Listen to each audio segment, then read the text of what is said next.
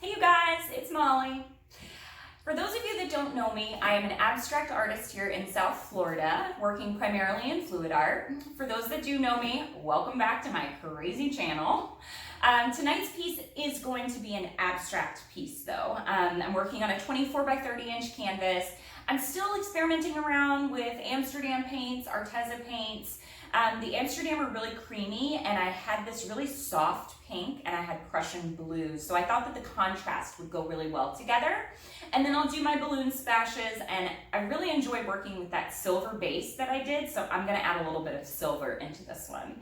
I hope you guys enjoy it. I'll get you down on the canvas.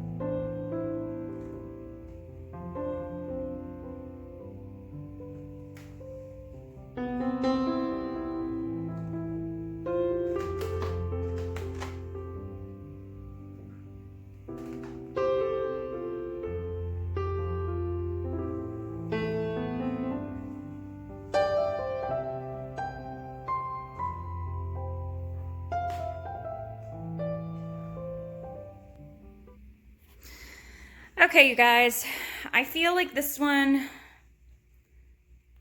feels like a dreamscape to me. When I went into it, it always changes. When I went into it, I was gonna do almost like clouds over there on that side. And then as I kind of felt it and started working, I thought, no, you know what?